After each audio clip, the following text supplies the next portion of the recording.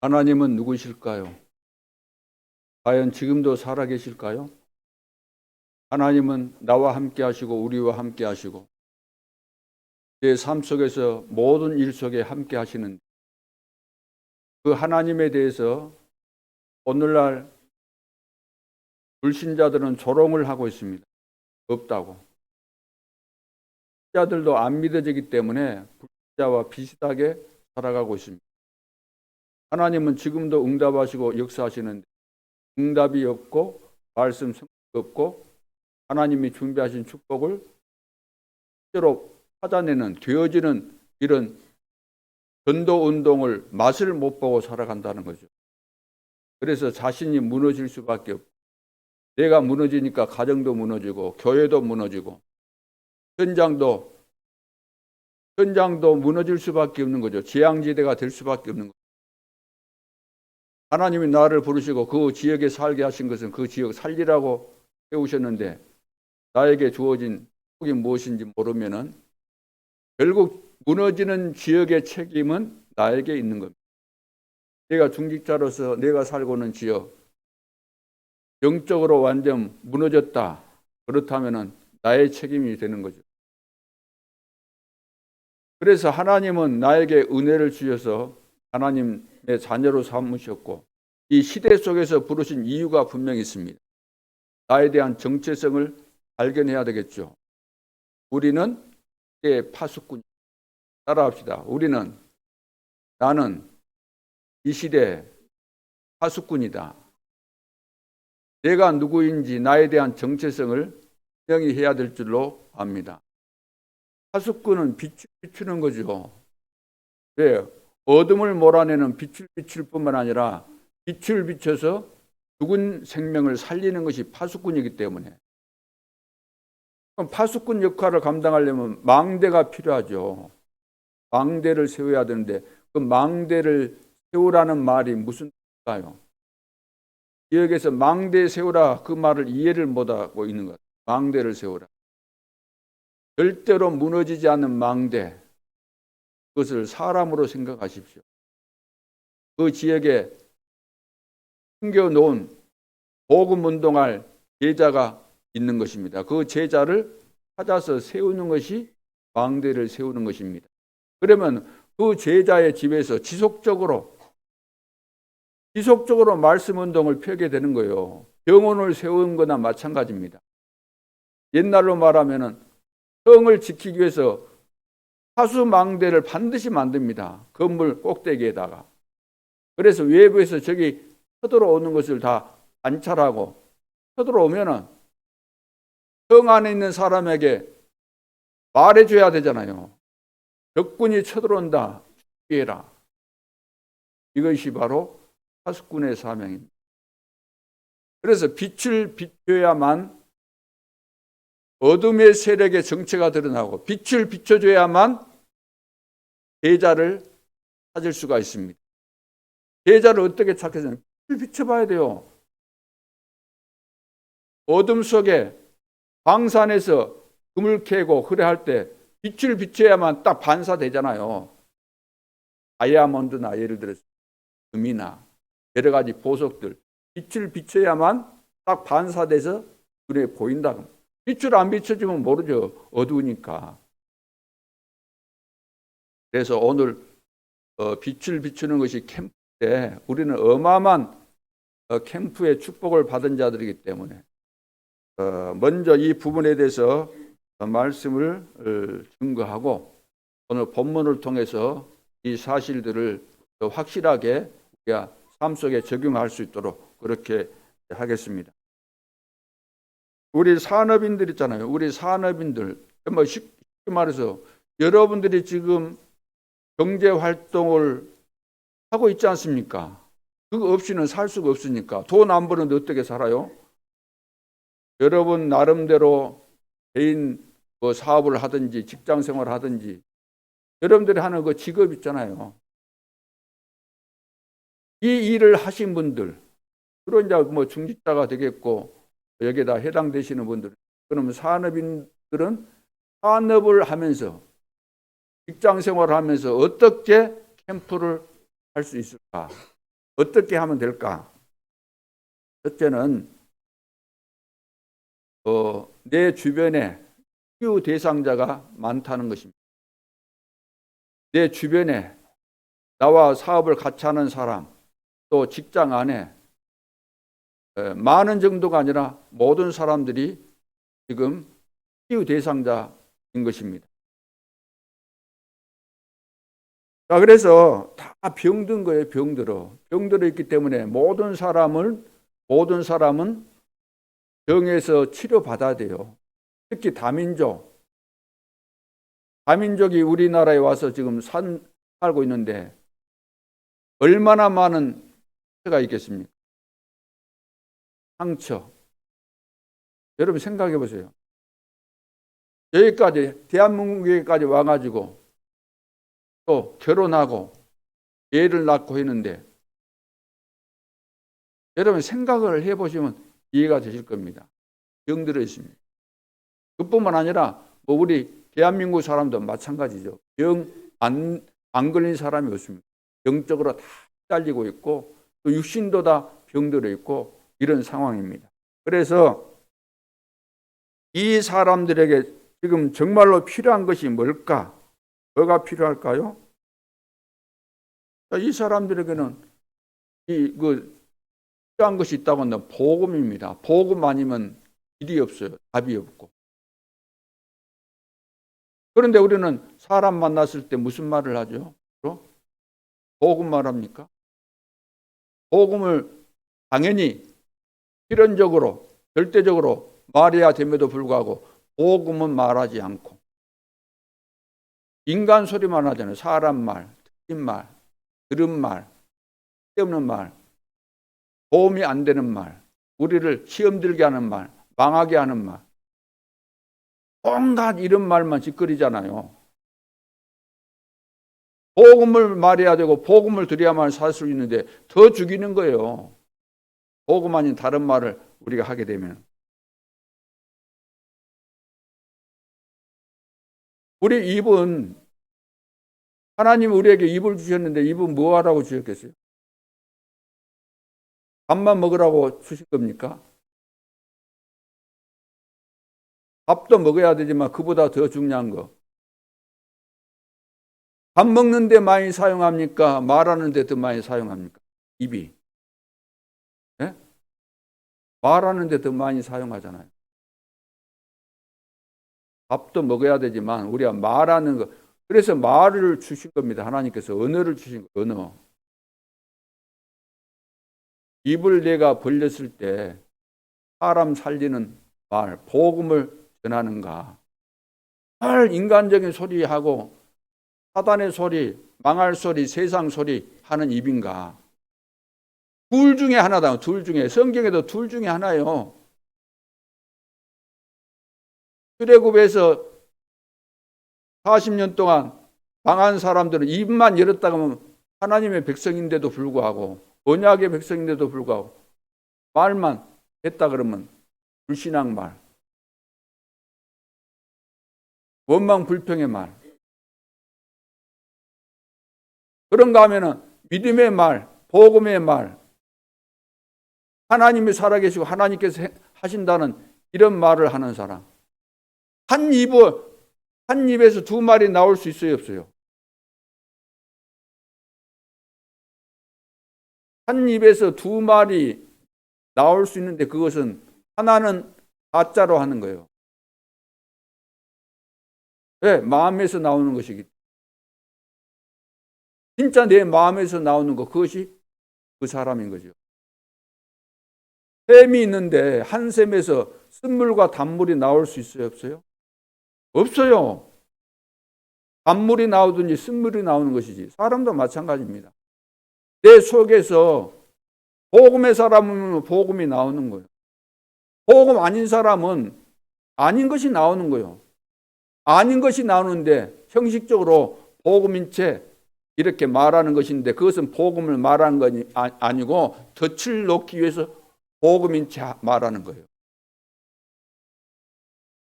오늘 우리는 전도자로 부름받았고 파수꾼인데 빛을 비춰야 되는데 무슨 말을 하느냐가 중요한 거예요. 무슨 말을. 내 속에서 무슨 말을 하고 싶은가. 다 병들어 있기 때문에 우리는 이들을 살려야 되는데 복음 아니면 살릴 수 없습니다. 그렇지 않습니까? 세상적인 말, 사람의 위로 도움 안 됩니다. 좀 도와주는 거 도움 안 됩니다. 모든 사람이 하나님 진짜 만나고 하나님 앞에 기도하고 복음의 비밀을 깨닫고 누리게 해주면 100% 성공할 수밖에 없어요. 그래서 우리 산업인들은 현장 선교사입니다. 현장에 계시잖아요. 여러분들은 현장의 사람입니다. 산업인 살리는 산업인이에요. 목사는 현장의 사람 아닙니다. 그러나 산업인은 현장의 목회자입니다. 왜? 현장에서 살고 현장에서 사람 만나고 현장과 밀접한 관계를 가지고 있기 때문에.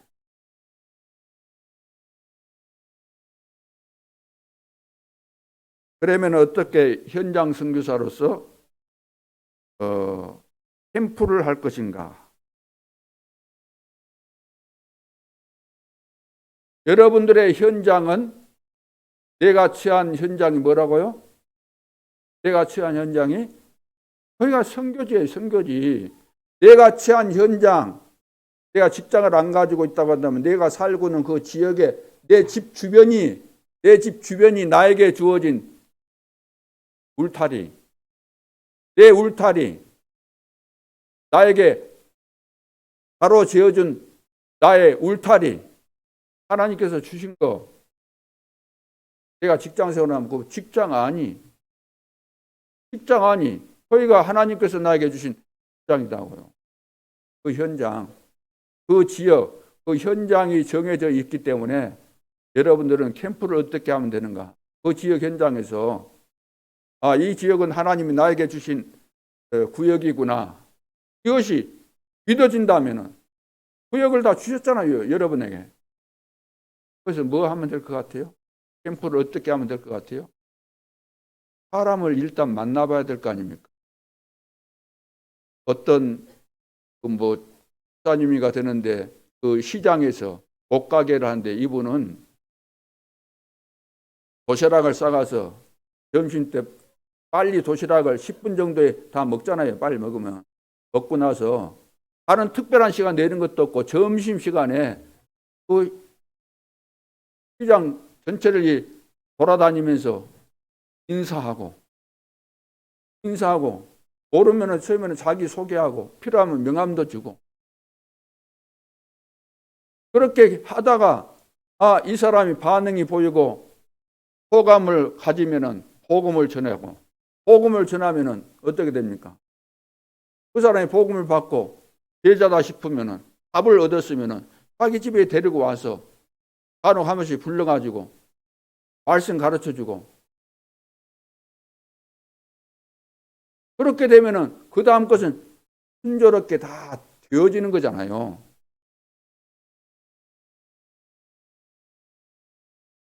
이거 하면 되는데 이것을 안 한다는 거죠. 생각조차를 안 하고 안 한다는 거죠. 우리 산업인들 오늘부터 캠프를 구상하시기 바랍니다. 하나님께서 나에게 줄로 지어진 구역이 어디인가 생각하면서 이 정도에 대해서 내가 마음에 품고 기도하면서 그 주변에 있는 사람들 만나고 인사하고 관계에 맺으면서 그러면은 복음을 전할 수 있는 기회가 오게 되어 있는 겁니다. 복음 전해서 제자다 싶으면 이 제자 중심으로 또 말씀 운동을 펴는 다락방을 열고 이거 성경적인 전도 방법 아닙니까? 거기에 대해서 생각조차를 안 하고 관심조차를 안 갖는데 하나님은 거기에 관심 가지라고 그거 하라고 우리에게 복음 주셨는데 여기에 대해서 마음에 안 담겨진다 그러면 하나님하고 안 맞잖아요. 일단 오늘 성경 말씀이 그거예요. 하나님이 말씀하시는데 우리는 외면하고 딴짓하고 있으면 어찌 되는 겁니까?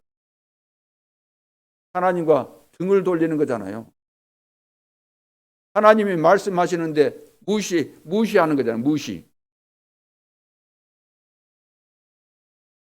요즘 애들이 카톡하고 그럴 때, 문자 보낼 때, 문자를 보냈는데 상대방이 거기에 답변 안 하면 뭐라 그러죠?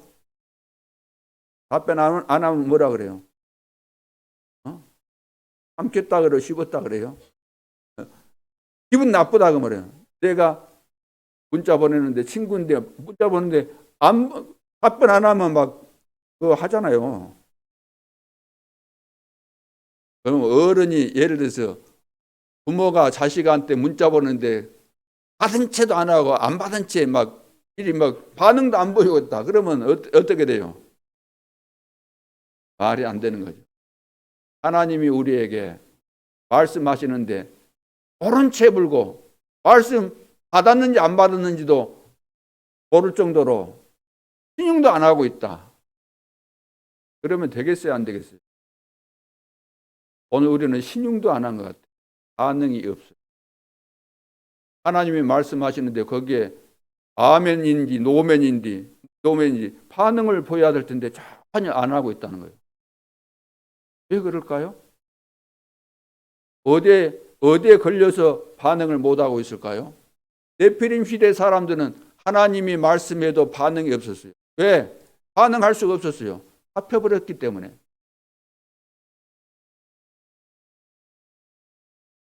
그래서 복음 전하는 기회 주어지면 복음 전하고 이 사람 예수 영접하고 성경 공부 같이 하다 보면 제자가 되잖아요. 뭐 교회를 데리고 와서 예배 드리게 하고 이 축복을 누리도록 해주는 거예요. 이게 바로 산업인들이 해야 되는 캠프라고. 우리 주변에는 병든 자들로 가득 차 있습니다.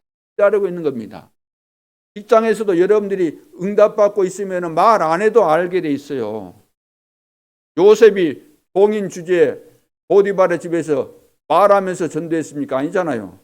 보디발에 보니까 여호와께서 요셉하고 함께 하구나 이거 봤다 그랬잖아요. 그러면 자기 것을 다 맡길 정도로, 그러면 직장에서 여러분들이 하나님이 여러분과 함께하는 증거를 보게 되면 다른 사람들이 말은 안 하고 있어도 저 사람은 다른 사람들하고 구별됐구나. 하나님이 함께 하시구나. 이런 마음이 있으면은 언젠가 이 사람이 문제 왔거나 불안하거나 시달리거나 그러면은 그 사람에게 갈 수밖에 없어요. 왜? 이 나의 문제를 저 사람이 치유해 줄 수 있겠구나. 그러면 저 사람이 어느 교회 다니지? 임마누엘 예수교회 다닌다. 임마누엘 예수교회는 병든 사람들 치유해 주는 그런 교회구나. 이렇게 되는 겁니다. 우리 교회는 치유하는 교회, 써붙인다고 해서 치유하는 교회가 되겠습니까? 여러분들이 현장 곳곳에서, 산업 현장에서, 여러분 삶 속에서 치유운동이 일어나면 나도 저 교회 가면 되겠구나. 소문나는 거예요. 이해되셨습니까? 그걸 되셨습니까? 그래서 산업인으로서 우리가 빛을 비추는 캠프가 주변에 사람 만나면 인사 나누고 그렇게 해서 그 인사하는 목적이 뭐죠? 복음을 전하기 위해서 그걸 하는 거잖아요. 관계를 맺고 늘 보는 사람들이니까. 그 다음에 우리 렘넌트들은 렘넌트 자신이 나는 어떤 캠프를 해야 될 것인가. 그리고 렘넌트를 가르치는 우리 교사들과 우리 중직자 모든 성도들도 렘넌트에게는 어떤 캠프를 해줘야 될 것인가. 오늘 바르게 이해를 하셔야 되겠습니다. 우리 렘넌트는 237을 적용할 수 있어야 돼요. 237. 237과 맞아야 된다는 거예요. 그래서 나의 학업은 뭐라고요?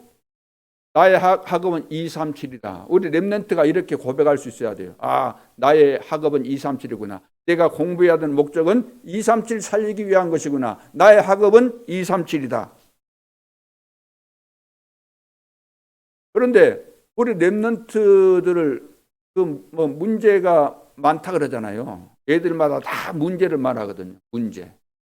어른들도 그러겠지만 애들은 아무것도 아닌 것 가지고 문제라고 생각하고 또 낙심하고 시험 들고 힘 빠지고 그러지 않습니까? 문제가 왔다는 것은 거기에 숨겨진 답이 있다는 거잖아요. 답을 찾아야 되잖아요. 어떻게 찾으면 될까요? 문제 왔을 때 그 문제에 대해서 집중을 해야 될 거 아니에요. 문제에 대해서. 왜 이 문제가 왔을까? 어떤 하나님의 계획이 있을까? 이런 것을 질문하면서, 그래서 뭐 선택적으로 그리고 제한적으로 또 원지스 이렇게 집중하라 하는 내용이 그런 이야기잖아요. 그 문제를 놓고 여기에 대한 하나님의 계획이 무엇인가 질문하면서 답을 찾게 되면, 기도하면서 답을 이렇게 찾게 되면은 분명히 답이 나옵니다. 자, 답이 나오는데 어떻게 답을 찾아야 될까요? 어떻게? 사실과 말씀으로 확인하라 그랬죠. 사실과 말씀으로. 다시 말해서 답이라는 것은 하나님의 말씀 속에 있습니다. 그걸 가지고 찾으라 그러는 거예요. 그 문제에 대해서 답을 찾아내라는 거예요. 성경을 통해서, 말씀을 통해서. 이것이 뭐냐면 편지. 그러면 하나님의 계획이 보여지게 되잖아요. 하나님의 계획을 알 수 있게 되죠. 이것이 설계입니다. 그러면 이것을 내 개인과 실제로 현장에, 내 학업에 적용이 되잖아요. 이렇게 하면 되겠구나. 그 디자인입니다. 그러면서 계속해서 집중을 하고 있으면은 응답이 오게 됩니다. 응답. 그러면 이때 다시 시작을 하는 겁니다. 다시 편집, 설계, 디자인, 재편집, 재설계, 재디자인을 하는 거죠. 그것이 어떻게 되도록 237 되도록 237과 맞아지도록 이제 다시 이것을 편집, 설계, 디자인한다 그 말이에요. 그래서 항상 우리는 237화가 돼야 되잖아요. 세계화가 돼야 되니까 여기에 맞춰서 이것을 적용을 해가는 거예요. 지금부터 우리 랩런트는 어른들도 마찬가지 아닙니까? 앞으로 가면 갈수록 237하고 안 맞으면 어디 가도 안 돼요. 237과 모든 것이 다 통하기 때문에. 요즘 폰 하나 가지고 다 통하잖아요. 어디를 가든, 세계 어디를 가든지 폰 없으면 안 돼요. 요즘 예를 들어서 동영상도 안 나오고 그런 폰 가지고는 해외에 나가서 꼼짝을 못하고 비행기도 못하고 밥도 못 사 먹고 돈만 있다고 해서 되겠어요? 오늘 세계 여행하는 사람들이 다 말해주잖아요. 유튜버들이 돌아다니면서.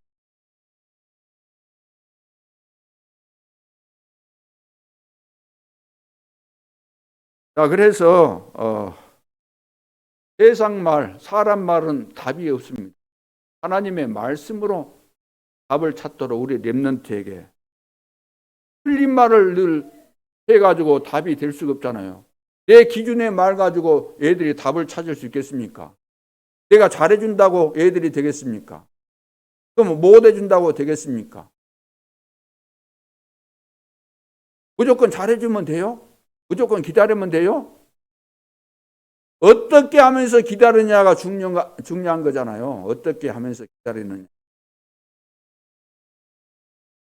렘넌트 교육을 우리가 어떻게 해야 될 것인가. 신명기 이따가 6장에 가서 이제 그때 나오겠지만 어떻게 하면서 우리가 기다려야 되는가. 어떻게 하면서 기다려야 되는가. 기다리는 것이 시간이 지나가는 것인데 틀린 것을 심으면서 기다리면 이제 돌이킬 수가 없게 돼요. 렘넌트 교육은 빠르면 빠를수록 좋은데 무엇을 어떻게 심느냐가 정말로 중요한 부분이죠. 그래서 집중을 지속적으로 해야 됩니다. 집중을. 전부 다 사람마다 그 자기가 가문을 통해서 왔든지 자기 핸디캡 있잖아요. 부족한 거, 문제점, 단점, 잘 안 되는 부분. 그걸 찾아서 집중해서 기도하게 되면은 다 답이 나오게 돼 있는 거죠. 그래서 올바른 237로 미래를 살려야 되는 겁니다. 올바른 237로 미래를 살려라. 그래서 예를 들어서 로마로 간다 그랬잖아요. 바울이 로마도 보아야 하리라. 로마에서도 증거해야 될 것이다. 로마 이 시대 로마, 기억의 로마도 있고 시대의 로마도 있고 내 삶에도 로마가 있는 거예요. 중심이 되는 것이 뭔가? 가장 중심이 되는 거, 가장 근본이 되고 중심이 되는 거, 영향력을 미칠 수 있는 거, 내 인생에도 로마가 있는 거예요. 이 로마를 살리라는 겁니다. 초대교회 바울팀은 로마를 향해서, 비록 예루살렘에서 시작했지만 로마까지 가는, 그래서 교회를 살리고 우리 렘넌트에게 꼭 가르쳐야 됩니다. 중심지를 살려라. 중심지, 가장 중심이 되고 핵심이 되고 중요한 것을 살려라. 그게 뭐겠습니까? 이 시대에 교회에 살리라는, 교회에서 너는 앞으로 성공해서 교회를 살려라. 지금부터 교회가 얼마나 중요한가 알고 교회를 살려라. 너는 앞으로 성공해서 목회자의 식주인이 되라. 너는 앞으로 성공해서 세계 살리는 증인이 되라. 그래서 너가 뜻을 정하고 고백이 될 정도로 나는 앞으로 교회를 살리겠다. 목회자의 식주인이 되겠다. 나는 세계를 살리는 증인이 되겠다. 뜻을 정해라. 결단을 내리고. 이렇게 해주는 것이 렘넌트에게 우리가 올바른 캠프해 주는 거죠. 세 번째는 전도자의 캠프. 우리 전도자들은 쉽게 말해서 이제 전도자들이니까, 흩어진 제자들이니까 스낵 캠프가 돼야 되죠. 이 말은 렘넌트 살리라는 겁니다. 우리의 미래가 렘넌트니까 반드시 렘넌트 살려야 되고, 목회자가 마음껏 선교할 수 있도록 밀어줘야 됩니다. 그렇잖아요. 목회자가 마음껏 선교할 수 있도록 내가 경제 축복, 빛의 경제를 회복해서 이 일을 해야 되겠구나. 이렇게 순수하게 그런 마음을 먹고 기도하면서 산업 현장에서 여러분들이 일하고 계십니까? 그런 마음이 진심으로 있습니까? 여러 가지 사단이 여러분 생각을 혼란케 만들어서 그런 생각이 전혀 안 생기도록 했을까? 그것이 두렵습니다. 여러분들이 시대의 전도자들이 맞다고 한다면 그런 생각을 가져야 돼요. 빛의 경제 회복해야 여러분들이 사람을 살릴 거 아닙니까? 빛의 경제 회복해야 교회도 살리고 우리 후대 살리고 목회자도 살리고 2, 3, 7, 5천 정도 살릴 거 아닙니까? 그래서 전도부터 하려고 하지 말고, 내가 기본적인 것이 안 되는데 전도부터 해서 되겠습니까? 안 되는 거잖아요. 하나님이 붙여주시지도 않고 안 되잖아요. 욕심 가지고 되겠습니까? 내가 전도 많이 해가지고 내 과시해야 되겠다. 그렇게 해서 되겠습니까? 그런 거 가지고는 안 되는 거거든요. 그래서 내가 캠프하는 목적이 이런 것이다. 이 답을 내고 나는 하나님께로부터 은혜 받고 축복을 받아서 빛의 경제를 회복해서 하나님이 가장 중요하게는 교회 살리겠다. 교회 종을 살리겠다. 우리 후대 살리겠다. 237 복음하겠다. 이런 답을 가지고 이 답을 이루기 위해서 우리가 해야 될 것이 있다고 한다면 그것은 다른 것이 아니고 기도입니다. 기도. 그러나 진정으로 이런 마음이 생겨지고 이 기도 제목이 여기에 마음이 담겨야만 되는 것이지 담기지 않는데 되겠습니까? 그래서 이것을 이루기 위해서 기도를 해야 되는 거죠. 기도. 왜? 실제로 내가 힘이 없으면 안 되니까. 힘을 길러야 되니까. 그래서 여기에 쓰임받아야 되니까. 캠프 인생으로 내가 쓰임받기 위해서 기도를 통해서 이 실제로 힘을 얻어야 되기 때문에. 그래서 자신을 준비시키는 기도가 필요한 것이고 어떤 환경 속에서도 주님이 나와 함께 하시기 때문에 누리는 기도가 되어져야 되는 것이고 현실 앞에서 대부분 다 답이 없잖아요. 여러 가지 복잡한 생각에 사로잡히기 때문에 그러지 말고 묵상하면서 하나님의 뜻을 발견하고 또 어떤 현장에서든지 어떤 문제를 만나도 그 속에 응답이 들어있으니까 응답의 시간을 여러분들이 가질 수 있어야 되는 거죠. 그리고 앞으로 미래 시대를 내다보면서 증인으로 설 수 있도록 성령 충만 받으면 땅 끝까지 내 증인이 될 것이다. 그래서 내가 캠프해야 되는 목적과 방향이 분명하고 거기에 맞는 그 하나님의 계획을 이루기 위해서 내 힘으로는 안 되기 때문에 실제로 힘을 얻는 기도의 비밀을 누리면서 이제 실제 작품을 만들어내야 되는데 세계 복음화 될 만큼 작품이 나와져야 될 줄로 믿습니다. 그러면 그 예가 지금 사도행전에 나와 있잖아요. 사도행전 2장 43절로 45절에 보면은 여기에 모인 그 제자들이 헌금한 것이 세계 복음화 된 거잖아요. 그 당시 마가다라방에 모였던 사람들은 가난한 사람들이 주로 모였지만 그 속에는 12사도와 11사도죠. 그때는 다른 유다가 죽었으니까. 그리고 70인 제자들.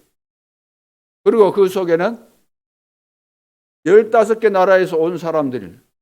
그 사람들이 언제 갔는지는 모르지만 어떻든 2장에 있었기 때문에 그 사람들도 거기에 있었는데, 그런 막 삼천 제자 일어나고 이런 역사들이 일어나는데, 여기 43절에 보면은 44절에 믿는 사람이 다 함께 있어 그랬습니다. 믿는 사람이 다 함께 있어. 교회 안에 믿는 사람이 다 함께 있었다는 거예요. 믿는 사람이. 모든 물건을 서로 통용하고, 모든 물건을 다 통용하고 하라는 사람들이 많이 있었습니다. 또 재산과 소유를 팔아 각 사람의 필요를 따라 나눠주고, 각 사람이 필요한 것이 있었음에도 불구하고 필요한 것을 얻을 수 없었기 때문에, 꼭 필요한 것이 있는데도 불구하고 너무 가난해서 얻기 때문에 있는 자들이 재산과 자기 소유를 팔아서 필요를 따라 나눠줬다고 말해요. 이것이 복음받은 참된 교회의 모습 아닙니까? 오늘날은 그거 있어요, 없어요? 없잖아요.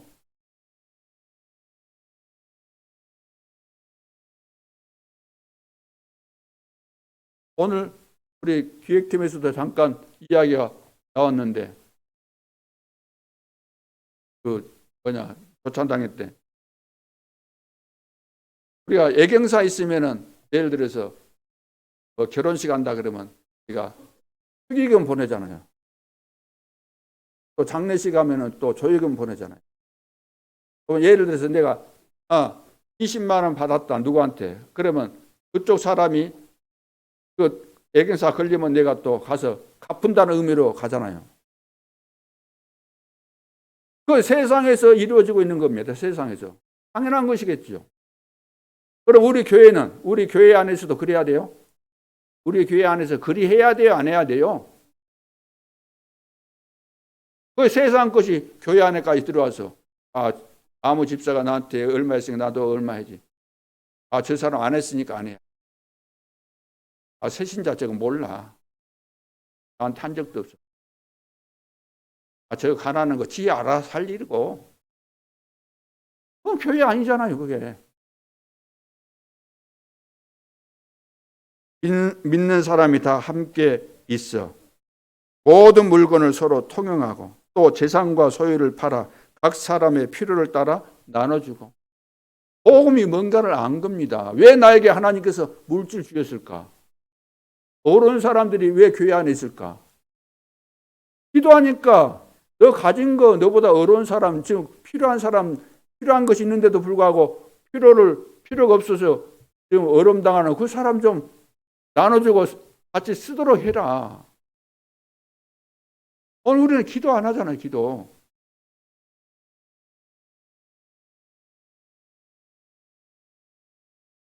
그래서 우리는 기도를 해야 됩니다. 46절, 47절. 날마다 성전에 있든지 성전에 있든지 집에 있든지 늘 모였다 그러면 같이 모여서 은혜 받고, 은혜 받은 거 이 복음의 비밀 가서 증거한 거 아닙니까? 다락방 운동 전 성도들이 사도행전 13장 1절로 12절, 8장 4절로 8절. 야, 모든 사람이 알고 있잖아요. 모든 사람이 알고 있는 안진뱅이, 모든 사람이 알고 있는 사마리아. 사마리아 측은 유대인들은 절대로 그리 통과 안 합니다. 안 들어갑니다. 왜? 혼혈족이니까, 합탕되어 놓으니까 안 간다는 거예요. 사도행전 13장, 16장, 19장. 아무도 할 수 없는 병, 아무도 고칠 수 없는 병, 영적인 병, 불치병, 이거 다 고쳤잖아요. 아무도 줄 수 없는 답을 줬잖아요. 어디서? 회당으로 들어가서.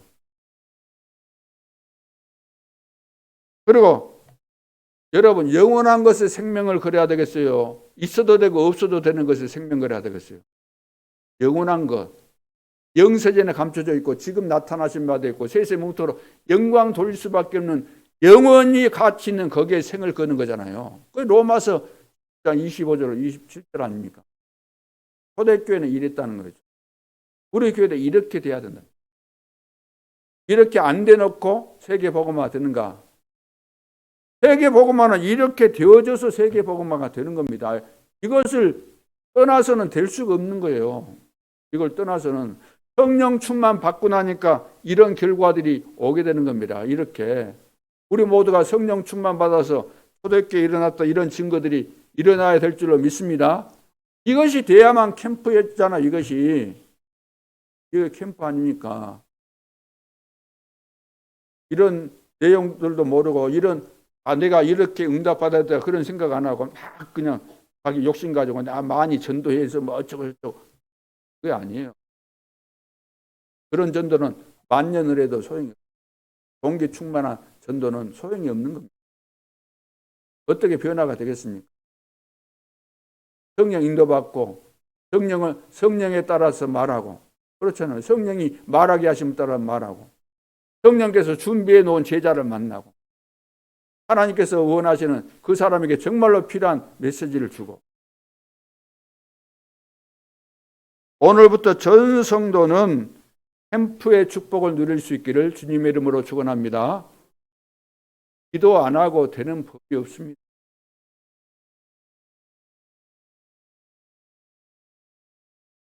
자, 오늘 이제 본론에서 말씀의 망대. 자, 망대 안 세우면 파수꾼 역할을 할 수가 없습니다. 망대를 반드시 해야 돼요. 오늘 제목이 뭐죠? 중요한 것을 본 사람들, 되는 사람, 응답받고 쓰임받는 사람들의 특징 뭘까요? 남이 보지 못하는 것을 봤습니다. 눈에 보이지 않는 것을 본 거예요. 쓰임받은 사람들, 응답받은 사람들, 중요한 사람들은 다 본 거예요. 영적인 세계를 본 사람들입니다. 복음의 비밀을 아는 사람들이에요. 전도가 무엇인지, 기도가 무엇인지, 하나님 이 시대에 무엇을 원하시는지 이것을 본 자, 아는 자가 쓰임받은 거죠. 중요한 것을 본 사람들. 오늘도 우리가 이 중요한 것을 이때 보고 하나님께서 우리를 마음껏 가장 중요한 일에 쓰실 때 쓰임받는 그런 제자들이 되어져야 되겠습니다. 이스라엘 민족을 40년 동안 광야에다가 묶어 두었습니다. 하나님께서 40년을 묶어둔 거예요. 출애굽에서 가나안 땅에 들어가는데 일주일이면 좋게 들어가는데 빙빙 돌린 겁니다. 40년 동안. 왜 그렇게 했을까? 그 이유가 있습니다. 세 가지 이유가 있습니다. 이 중요한 거 보라는 거죠. 이 중요한 것을 보라는 거죠. 첫째는 뭐냐면은 너희를 애굽에 종되었던 것에서 해방시켰다. 자, 너희들 절대로 불가능한 애굽의 노예로 있었을 때 거기서 빠져나올 수 없다. 너희는 절대 불가능이다. 430년을 노예 생활했는데 바로가 절대 보내주지 않아. 절대 불가능인데 가능케 된 것이 하나님의 은혜로 너희들이 해방받은 것이다. 두 번째, 오직 복음으로 완전히 해방을 받아라.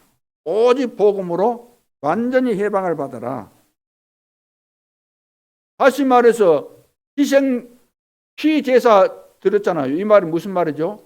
누구도 해결할 수 없는 삶 저주에서 해방받는 길. 삶 저주가 뭐죠?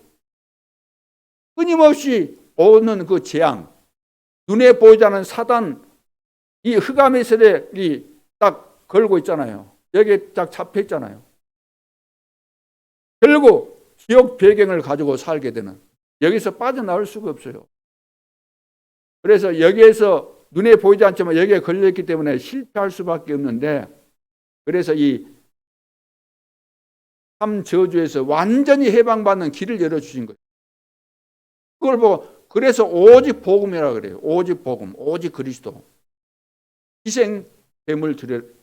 너희들이 희생 제물 드려 갖고 나온 거 아니냐? 10가지 재앙이 임했는데 그 어떤 것으로도 안 됐다. 그 애굽의 그 모든 그 잡신들 있잖아요. 피개구리 이파리 그 전부 다 종교예요. 신이에요, 신. 애굽의 신들인데 야 너희들 그거 다 해도 안 됐지 않느냐? 무엇으로 되는 마지막 피 바른 날 희생 제물로 너희들이 빠져나온 거 아니냐? 오직 복음 아니면 안 된다.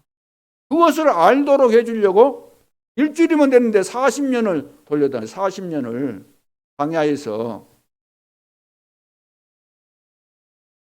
세 번째는 확실한 말씀의 증거를 붙잡으라는 겁니다. 확실한 말씀의 증거를 붙잡아라. 오늘 이제 본문에 그런 내용들이 쭉 나오고 있잖아요. 확실한 말씀. 1절 이제만 한번 보겠습니다. 이스라엘아 이제 내가 너희에게 가르치는 규례와 법도를 듣고 뭐 하라 그랬어요? 듣기만 하고 입술 닦아요? 듣고 그냥 꿀꺽 생켜 뿌려요? 법도를 듣고 준행하라. 따라합시다. 준행하라. 자, 실행하라 그 말이에요. 실행하라. 실천해라. 그리하면 너희가 그 다음에 뭐라 그랬어요? 살 것이요. 준행해야만 산다는 거예요. 하나님 말씀 듣고 준행해야 살 것이요.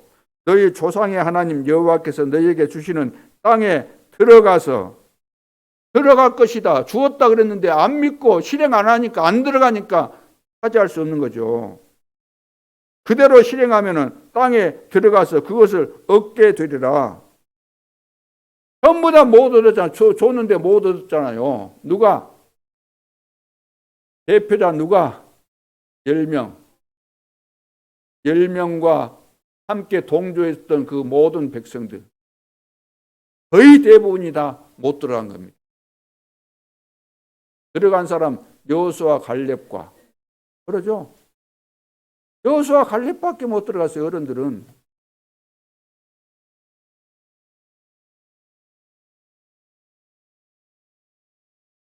이절에 보면 내가 너희에게 명령하는 말을 너희는 뭐라고 했어요? 가감하지 말고. 가감이 뭐예요? 더하거나 빼지 말고 내가 너희에게 내리는 너희 하나님 여호와의 명령을 지키라. 명령을 지켜라. 명령 말씀 분부하신 말씀 명령 지키라는 겁니다. 지켜라. 그러나 안 지키는 데 익숙해요. 무조건 우리는 세상에서는 지금 뭐 친구 간에도 그래요. 누가 이런 말하면 자기는 반대 의견 하거든요. 자기가 이 주장하면 나는 그런다. 아니다. 너는. 이것을 여실하게 보여준 것이 지금 정치 현장 아닙니까? 정치 현장에서. 자기 주장할 수 있으니까 누가 뭐 옳다 틀리다 뭐 말할 수도 없어요. 자기는 이쪽은 이쪽 나름대로 목적 있고 이쪽은 이쪽도 여자가 다 각각 나름대로 자기가 맞다고 주장하는 거 아닙니까? 맞다고.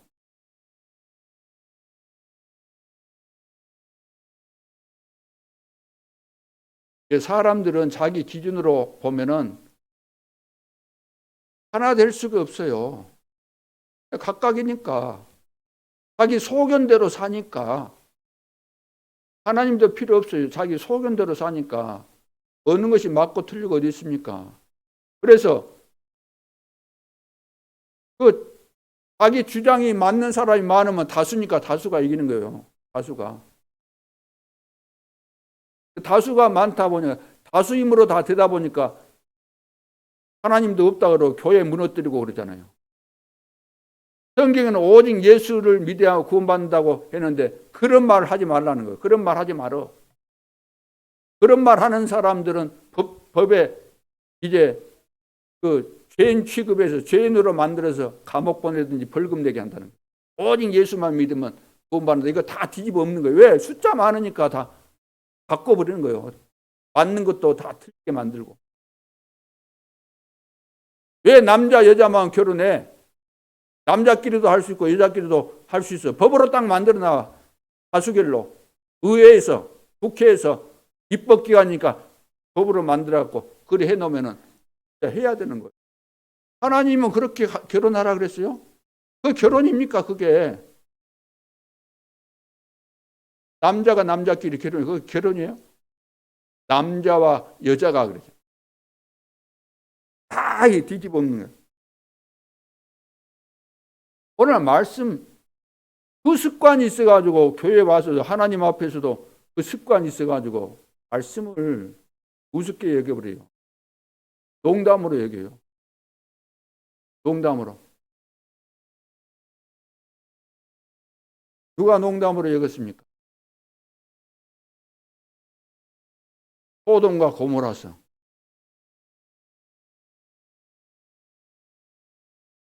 요새 사위들 다 농담으로 여기니까 다 망하잖아요.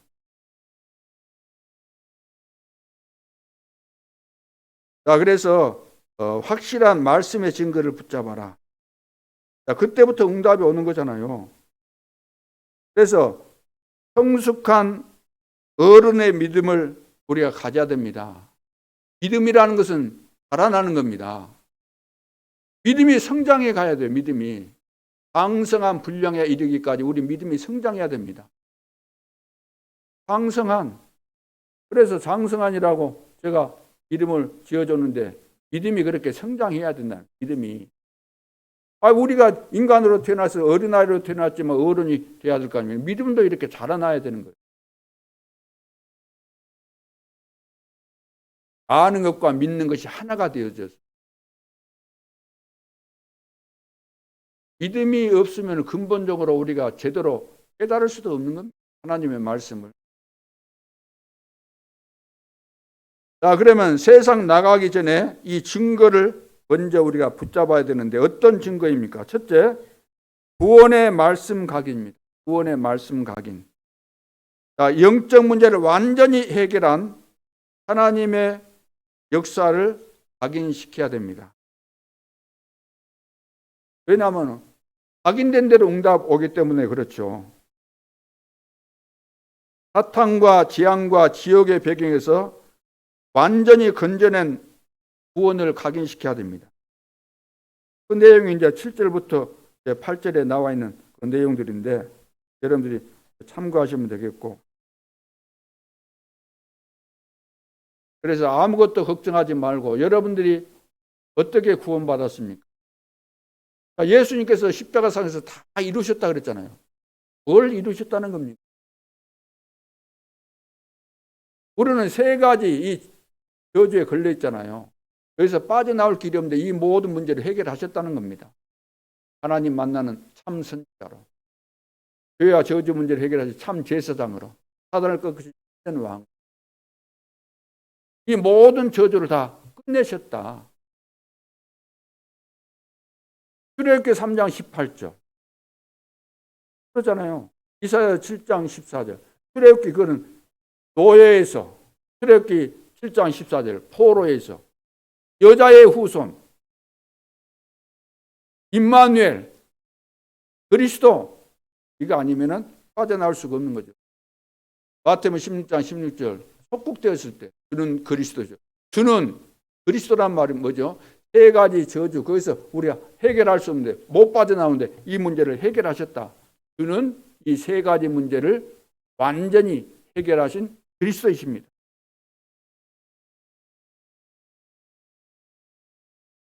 이것이 완전히 이 말씀이 내 속에, 영혼 속에 각인돼야 돼요. 내 영혼 속에. 예수님께서 모든 문제를 해결하셨구나. 다 이루었다. 이 그리스도를 내 마음의 문을 열고 영접하는 자, 곧 그 이름을 믿는 자들에게는 하나님의 자녀가 되는 권세를 주셨다 그랬죠. 마음으로 믿어 의에 이르고 입으로 시인하여 구원에 이르느니라. 믿는 자는 영생을 얻었고 심판에 이르지 않아 사망에서 생명으로 옮겼느니라. 완전히 끝났다는 거예요. 세상 끝날까지 너희와 항상 함께 있겠다. 성령 충만 받으면 땅끝까지 내 증인이 될 것이다. 이 구원의 말씀, 이것이 그냥 알고 있는 정도가 아니라 뼛속 깊이 영혼 깊숙한 곳에 잠꼬대 할 때도 나오고 자면서도 이 복음을 증거할 정도가 돼야 돼요. 자면서도. 이거 각인이 완전히 각인이 된 대로 나오는 거예요. 각인된 대로. 두 번째는 지금까지 하나님이 역사하신 것뿐만 아니라 체험한 말씀을 뿌리 내리라는 겁니다. 체험한 말씀을 뿌리를 내리라. 체험한 말씀. 하나님의 말씀에 응답받은 거, 체험한 것이 뿌리가 내려지는 거죠. 3절 봅니다. 3절. 여호와께서 바알보올의 일로 말미암아 행하신 바를 너희가 눈으로 보았거니와 바알보올을 따른 모든 사람을 너희의 하나님 여호와께서 너희 가운데서 어떻게 했어요? 멸망시키셨을 때 오직 너희의 하나님 여호와께 붙어 떠나지 않은 너희는 오늘까지 다 생존하였느니라.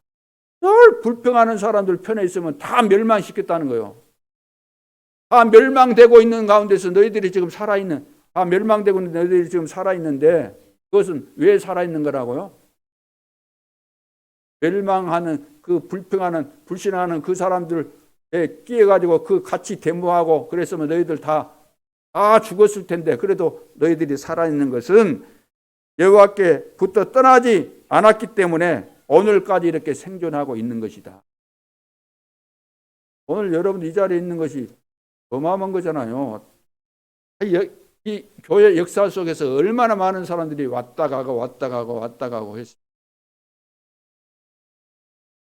근데 남아있는데도 불구하고 이건 기적 같은 일인데 이런 비밀을 모르고 그냥 남아있으면 안 되잖아요. 시대적인 응답이 와 있어야 되는 것이고 오게 돼 있는 것인데.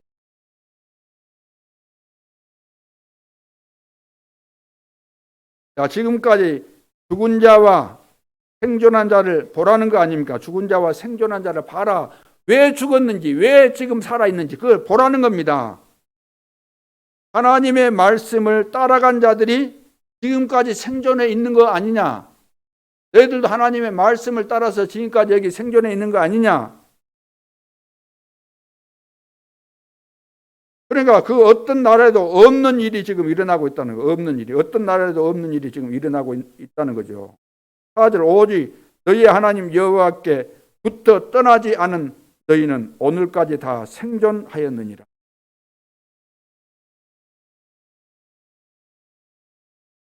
캠프는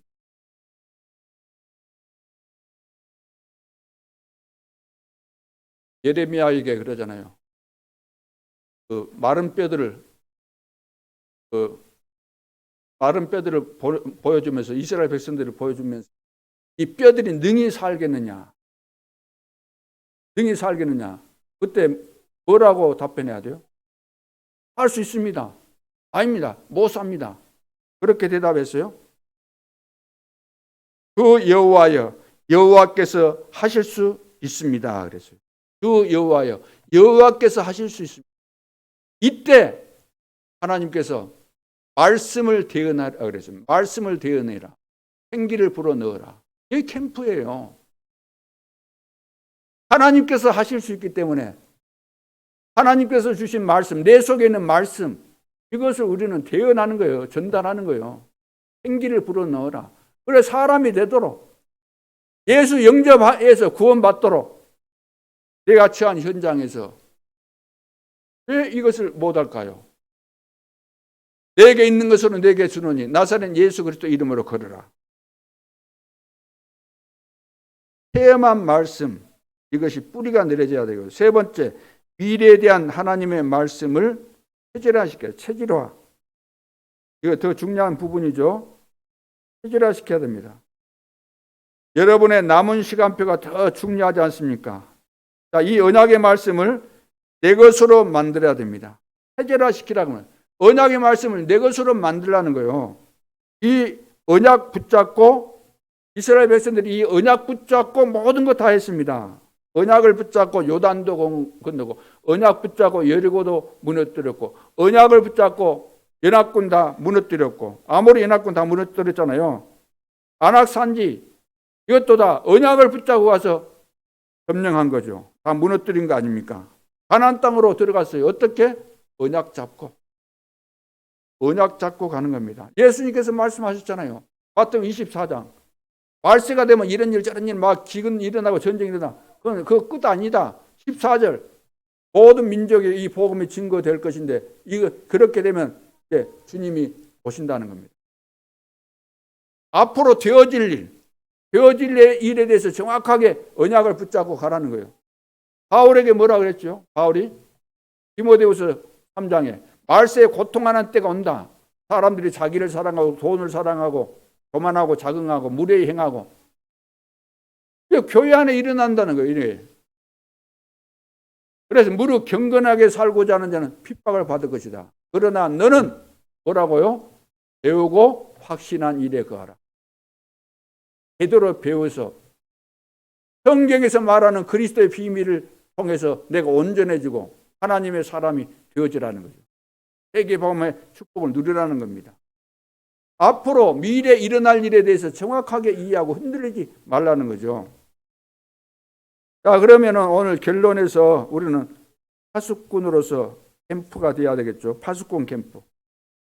여러분에게 어려운 문제 올 때, 갈등 위기 올 때, 여러분이 언약 바로 잡으면 100년의 응답이 옵니다. 그래서 여러분 한 명이면 되는 거죠. 말씀을 바로 붙잡으면 승리할 수밖에 없습니다.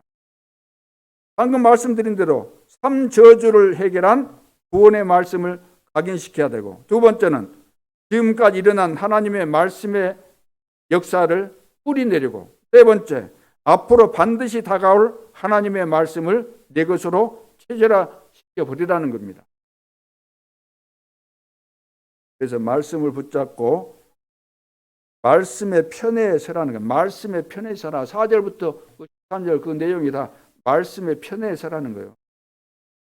그래서 지금부터 살아있는 동안에 평상시에 이 축복을 누려야 됩니다.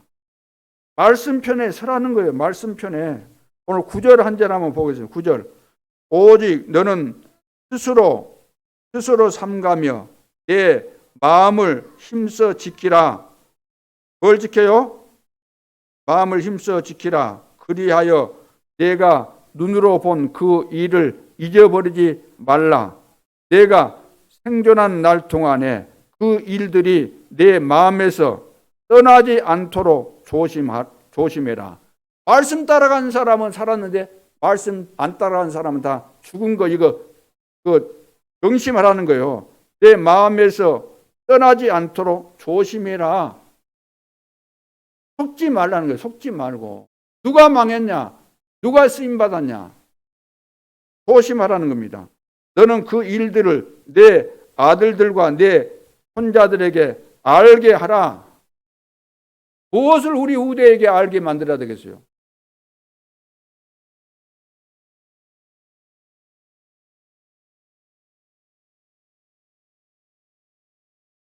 여러분은 시대마다 이 언약을 전달하는 파발입니다. 시대마다 하나님은 파발을 세워서 그 시대에 이 비밀을 전달하도록 하시는 거죠. 렘넌트 7명의 신앙을 우리가 가져야 됩니다. 렘넌트 7명의 신앙. 렘넌트가 어떤 신앙을 가졌습니까? 예를 들어서 욥의 신앙을 한번 생각해요. 욥 다 이러는데 뭐라고 했습니까? 주신 자도 여호와시요 취하신 자도 여호와시다. 자식들도 다 한목에 다 죽었어요. 재물들 다 날라갔어요. 주신 자도 여호와시요 취하신 자도 여호와시기 때문에 찬송을 받으시오. 원망 안 했어요. 우리 같으면 벌써 그냥 욕 그냥 막 하고 교회 떠났을 거 아닙니까? 사드락 메삭 아벳느고는 불 가운데 이제 던진다 그러니까 우상 앞에 절해라. 안 하면은 불 가운데 던진다 그러니까 던지면은 하나님이 우리를 건져 줄 것이요. 안 건져 준다 할지라도 우리는 우상 앞에 절할 수 없습니다. 이런 믿음 가지라. 다니엘은 뭐라고 했죠? 도서의 의인이 찍힌 줄 알고도 다른 신에게 기도하면은 사자굴에 던져야 된다는 이 법을 만드는데 그 조서의 의인이 찍힌 줄 알고도 버젓이 창문 열어놓고 나는 기도한다 여호와 하나님 앞에 기도했잖아요. 에스더는 죽으면 죽으리. 오늘 우리의 기도, 우리의 신앙이 어떤가를 점검해 봐야 될 줄로 믿습니다. 바울은 복음 때문에 고난받는 것에 대해서 감사했습니다. 감옥에 갇혀 있으면서도 감사가 충만했습니다. 오늘 광야길에서 준비하고 있는 여러분, 이 언약 잡으시기를 바랍니다. 하나님의 구원의 말씀으로 각인시키고 하나님의 능력의 말씀으로 뿌리내리고 하나님의 미래의 말씀으로 체질화시키는, 그래서 여호와께서 나의 힘이 되시고 나의 배경이 되시기 때문에 다윗이 고백한 내용을 봐보세요. 여호와는 나의 힘이 되신다. 나의 요새가 되시고 바위가 되시고 구원의 뿔이 되시고 피난처가 되시고, 이런 믿음, 이런 신앙 고백이 날마다 누구를 만나든지 저절로 나올 수 있도록. 자, 그러면 가는 곳마다 진짜 캠프가 일어날 수밖에 없겠죠. 우리를 막을 자가 어디 있겠습니까? 우리는 하나님의 자녀고 시대의 전도자인데, 나그네 순례자 정복자인데, 지금 사단에게 새 저주에 걸려가지고 지금 몸부림치고 있고, 이 복음 한마디 들으면 살 수 있는데도 불구하고 우리가 그 사람을 앞에 두고도 보고도 가만 놔둔다. 외면해버린다. 말이 안 되잖아. 외면해버린다. 내가 한마디만 해주면 살 텐데 모른 척하고 외면해버린다. 없는 겁니다. 참된 캠프를 회복하는 중요한 시간표가 될 수 있기를 주님의 이름으로 축원합니다. 다음 주에는 이제 감사절인데 형식이 아니라 내용으로 추수감사주의를 해야 되겠습니다. 무슨 말인지 이해되셨어요? 유대인들은 형식만 가지고 있는 거예요. 내용이 없이.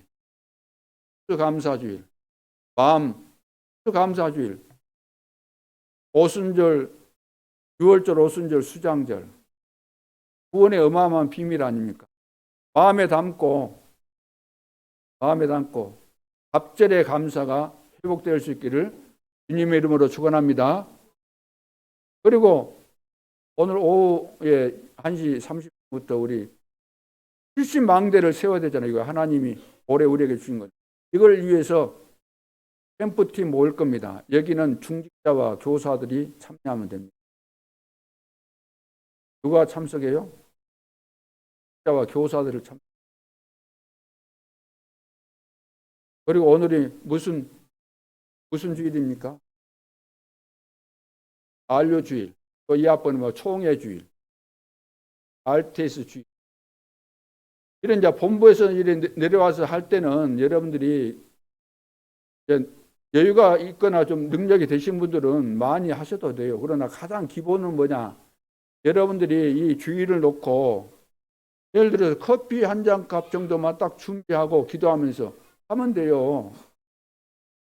커피값 요즘 1,000원 정도던데 한 10,000원 정도 여러분들이 기본적으로 아닙니까? 그렇죠. 모든 성도가 빠짐없이 하면은 충분한데 그런 것을 우리가 잘 안 할 수가 있고, 주일 2부 예배 드릴 때도 여러분들이 기도하면서 헌금하는 시간이니까. 자, 오늘 중요한 것을 본 사람들, 여러분들이 이 시대의 주인공들입니다. 승리할 수 있기를 주님의 이름으로 축원합니다. 하나님 은혜를 감사합니다. 준비된 축복을 볼 수 있는 영안을 열어주시고 하나님께서 가기를 원하는 그 길을 가게 도와주시고 하나님께서 해야 될 일을 명령하셨으니 기쁜 마음으로 준행할 수 있도록 축복하여 주옵소서. 우리 앞길에 그 어떤 흑암의 세력도 방해하겠지만 어떤 장애물도 우리에게는 소용이 없고 우리는 다 통과하고 뛰어넘을 수 있는 시대의 하수꾼임을 확신하게 도와주시고 오늘부터 진정한 캠프가 시작될 수 있도록 역사해 주옵소서. 지금도 살아계신 주 예수 그리스도 이름으로 기도하옵나이다. 아멘.